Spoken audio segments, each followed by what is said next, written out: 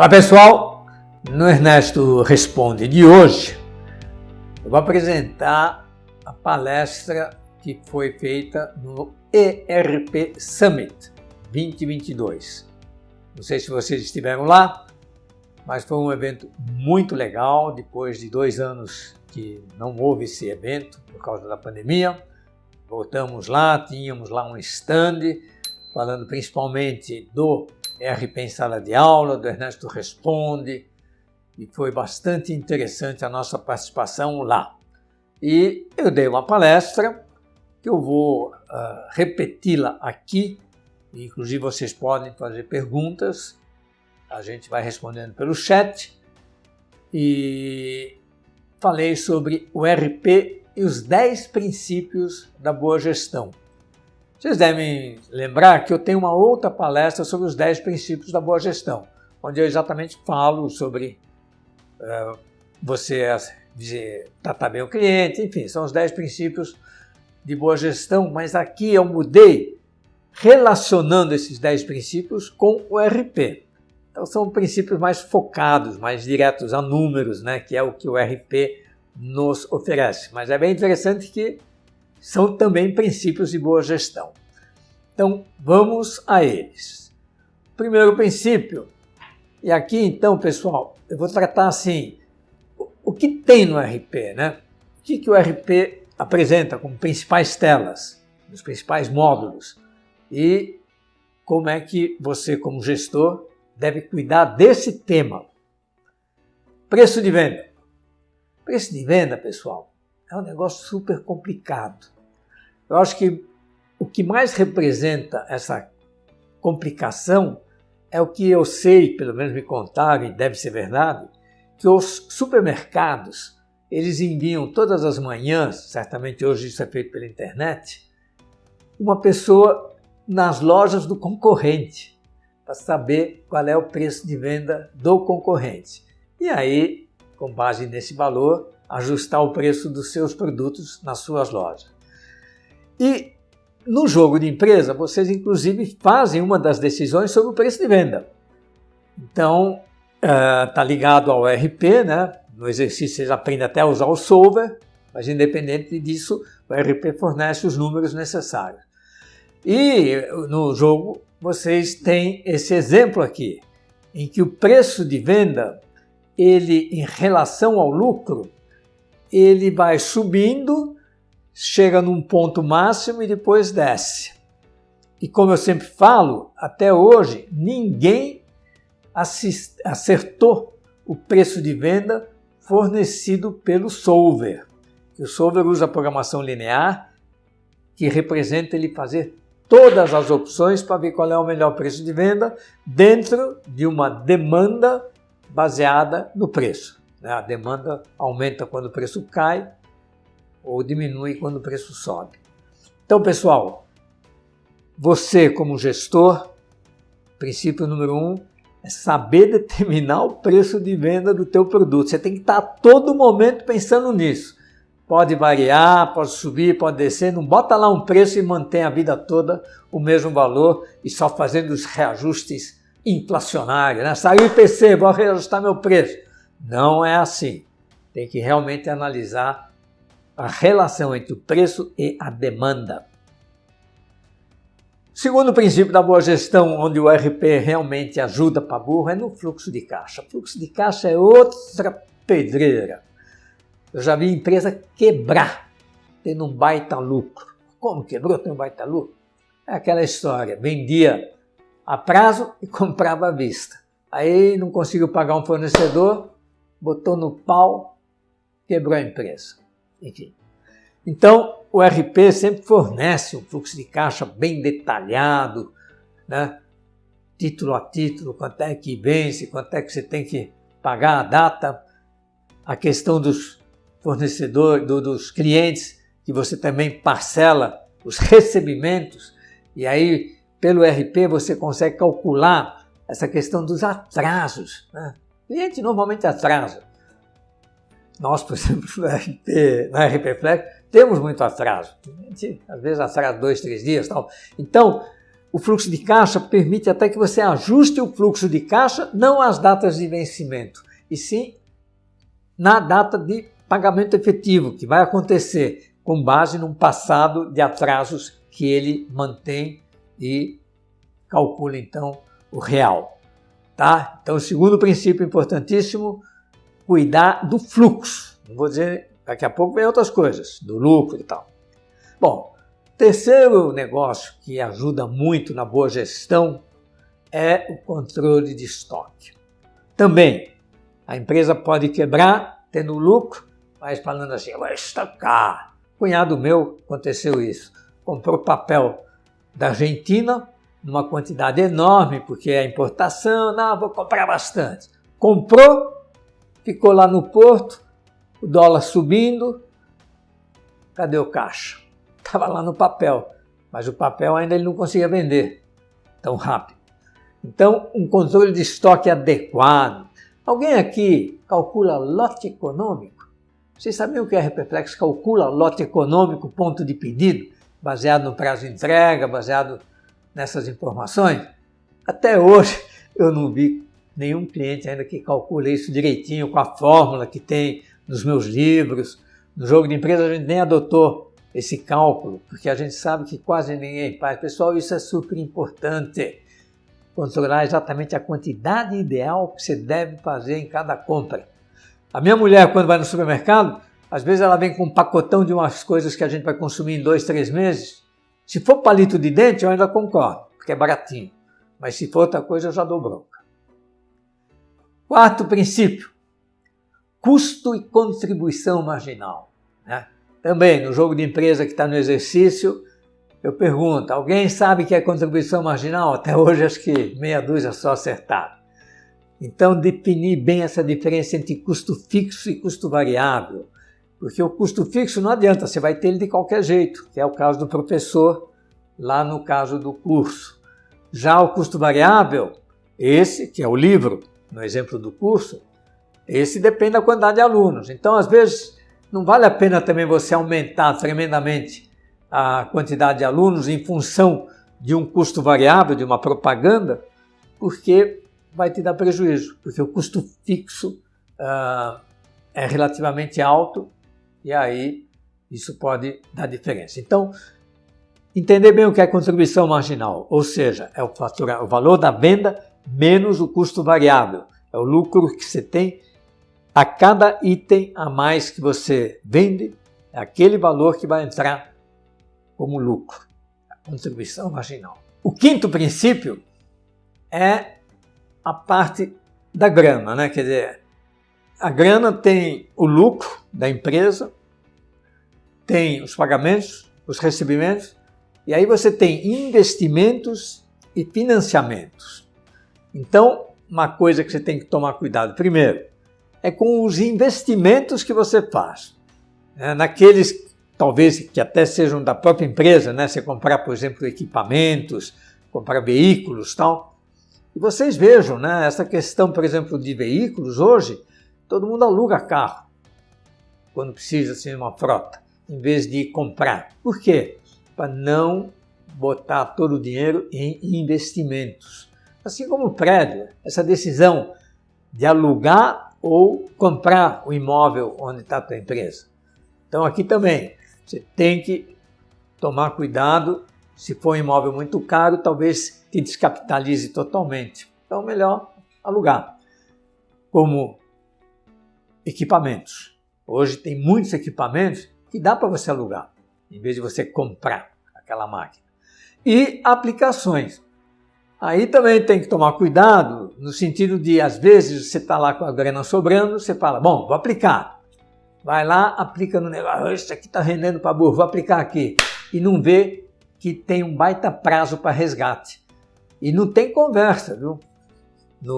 Nas aplicações que você faz em banco, se você aplica no negócio lá que está escrito lá e você não vê resgate somente 90 dias, você não consegue o dinheiro. Você tem que pedir um dinheiro emprestado para o banco com a cobertura daquele investimento que você fez e que o resgate demora 90 dias.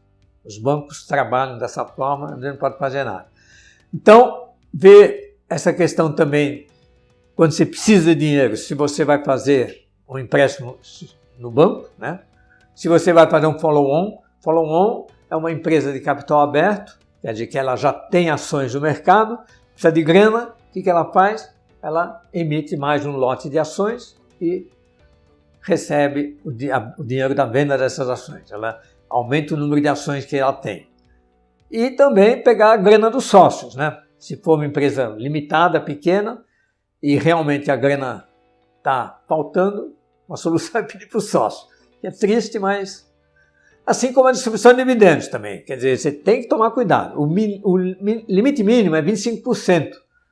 Mas, no caso de uma empresa SA, ela pode chegar a distribuir mais. Distribuindo mais, a Vale, por exemplo, agora distribuiu muito mais do que isso. Por quê? Porque ela quer que a ação valorize um pouco mais, ela quer bonificar os seus acionistas. Então, pessoal, boa gestão dessa parte já do dinheiro mais robusto, né? Não é o caixa lá direto, é os investimentos e os financiamentos. Bom, o sexto ponto onde o RP ajuda tremendamente na boa gestão é na produção, né? Isso, as fábricas hoje super modernas, com todos os recursos e tal. Basicamente a gente tem duas siglas aí meio malucas. Uma é o MRP1, que é o Material Requirement Planning, né? Que é exatamente você calcular a quantidade correta de estocar, mas isso eu já falei lá atrás, mas principalmente de produzir também, né? Não vai produzir uma quantidade enorme quando as vendas vão demorar para serem realizadas. Então, fazer exatamente na quantidade ideal, né? Para não ter um estoque também nem muito pequeno, porque quantidades pequenas, na produção principalmente, encarecem normalmente o custo unitário de cada item. E o MRP2, Manufacturing Resources Planning, né? Aliás, não sei se vocês notam, né? O MRP2 é que originou a sigla ERP, onde eles simplesmente substituíram o M de manufatura pelo E de Enterprise. Então, ERP significa Enterprise Resources Planning, quer dizer, planejamento dos recursos da empresa. O MRP2 é planejamento dos recursos da manufatura, da fábrica, que é a coisa mais difícil de programar. Eu sempre conto uma historinha de que quando eu fiz esse programa, ainda na época da microsiga, eu caí da cama. Fui me deitar, comecei a pensar no programa, eu caí da cama, que é o MRP, a carga máquina. É você alocar item a item em cada máquina que vai ser produzida no horário determinado. Aí você tem aquelas centenas de máquinas na fábrica e você faz essa alocação de modo que nenhuma máquina fique parada, de modo que nenhum produto fique muito tempo esperando a próxima etapa. Enfim, MRP2 é sem dúvida a aplicação mais complexa que tem dentro do RP. O sétimo recurso que o RP nos fornece, aí não é só, é o e-commerce. Quer dizer, o e-commerce, pessoal, está voando aí, né? Todo mundo fazendo. Realmente, com a pandemia, houve um impulso nas vendas pelo e-commerce. Está aí hoje com centenas de desenvolvedores de lojas, integrados ou não a um determinado RP. O nosso RP tem vários e-commerce integrados. E você também analisar bem o preço de venda no e-commerce.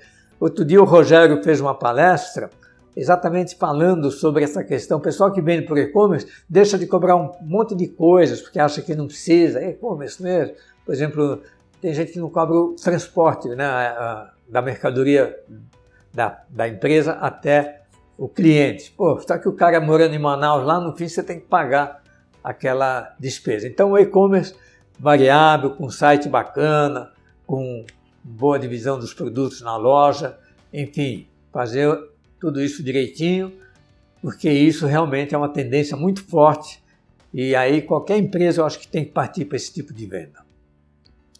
O oitavo princípio que deve ser tomado em consideração na boa gestão é pagar os impostos. Aí, conselho número 1, pague os impostos. Não seja um sonegador, porque no fim você entra bem, vem a multa, vem os fiscais. Hoje em dia é tudo via SPED, então o governo está pegando qualquer deslize que você faça. E Em último caso, né, pode até parcelar. O governo tem formas de você parcelar o pagamento dos impostos e tal, mas o ERP, pelo menos, tem uma vantagem, ele te calcula corretamente, ele te calcula na data correta, não tem que depender do contador. Então, você tem realmente os valores que devem ser pagos. E aí não adianta chorar. Mas tem essa definição, se vai ser pelo regime simples, presumido ou lucro real. Isso aí, lá no curso, no RP em Sala de Aula, a gente dedicou um capítulo para falar só sobre isso, que é o capítulo final, e aí vocês analisam lá, e lá está tudo explicadinho, e olha, é uma decisão. Vou até falar um caso aqui. Atualmente, eu estou mudando uma das minhas empresas, que estava no lucro presumido, estou mudando para o lucro real. Quer dizer, pelos cálculos, tal, daqui, porque o lucro presumido é um percentual fixo sobre o faturamento. O lucro real é sobre o lucro. Então, depende aí onde você pode mexer mais com a informação. O nono princípio é a folha de pagamento, né? A folha de pagamento realmente é um sistema, um subsistema que dá toda a informação sobre os colaboradores, idade, onde ele está, quantos anos ele está trabalhando na empresa, quanto ele ganha, quais são os benefícios. Então, todo mês hoje você tem que mandar para o governo um monte de informações, né, que são obrigatórias de você enviar ao governo, e isso o sistema de folha de pagamento faz. A questão dos salários, ele permite você ver a evolução de cada funcionário, né? E aí você coloca outras informações. A meritocracia pode ser analisada também dentro do sistema de folha de pagamento, enfim. Essa questão do pessoal, de como cuidar do pessoal, de quantidade de funcionários que você deve ter, qualidade de cada um, salário de cada um, isso é fundamental na gestão, na boa gestão. E a folha, sem dúvida, ajuda muito. O 10º princípio é toda essa tecnologia nova e maluca que está surgindo, né? Realmente coisas incríveis, né? O BI, esse nem é tão novo assim, né? Já existe há um tempo, mas agora com o Power BI, com o ClickView, ficou muito mais fácil de a gente ter isso anexado ao ERP, e com isso você tem uma visualização bacana, com gráficos, você enxerga bem a evolução de cada número, né, do faturamento, das despesas, do lucro e tal. Então é fundamental, principalmente o diretor, aquele que está mais interessado assim numa visão global, os BIs que tem no mercado aí, embora no RP também às vezes tem telas tão fantásticas como, mas é importante. A outra coisa, essa não dá nem para falar, né, é a inteligência artificial. Porque essa aí, a gente tem o Ernestinho hoje, que ele já te responde algumas perguntas, até te responde aquela pergunta tradicional lá, que a gente colocou, né? Como é que eu faço para aumentar o lucro da minha empresa? E a resposta é sempre a mesma, mas é válida. Aumenta o faturamento e deduz a despesa. Reduz a despesa. Então, a inteligência artificial, ela vai trazer uma evolução incrível, né? Ela está ainda numa fase inicial. Por enquanto, ela mais trabalha respondendo perguntas que são feitas, e através de um dicionário, tudo, ela vai lá e responde, até números, por exemplo. Então, o valor do lucro, ela responde. Agora, como aumentar o lucro, ela já não responde. E, enfim, pessoal, a inteligência artificial é um tema que merece uma palestra à parte. Temos o IoT, Internet das Coisas, Internet of Things, né? Isso vai fazer uma integração muito forte entre a fábrica, em tudo aquilo que depende, né, de objetos. Então vai ter o acompanhamento dos veículos, né? Se você tiver uma frota de táxi, você vai saber onde está cada carro, a entrega de uma mercadoria, você vai saber onde é que ela está. Então isso vai permitir uma boa gestão muito mais eficiente e tal, porque você vai ter muito mais informações. E aí tem outras coisas, realidade virtual, realidade não sei das quantas, tal, que também vão ser usadas em determinados segmentos, né? Por exemplo, você dá uma aula hoje com realidade virtual, é bem legal. Enfim, pessoal, o que eu quis mostrar aqui para vocês é que realmente o RP, ele está evoluindo, né? Todos os RPs, o RP Flex é fruto de uma evolução que nós fizemos, não só de fazer um sistema na nuvem, mas principalmente um sistema mais moderno, um sistema mais eficiente, com mais informações, com mais facilidade de uso e ajudando nos princípios da boa gestão, que é esse o objetivo de cada um que toca a sua empresa, de cada colaborador que lá trabalha, para que ela realmente vá para frente, fique eterna, dê lucros e satisfaça todo mundo. É isso aí, pessoal. Muito obrigado.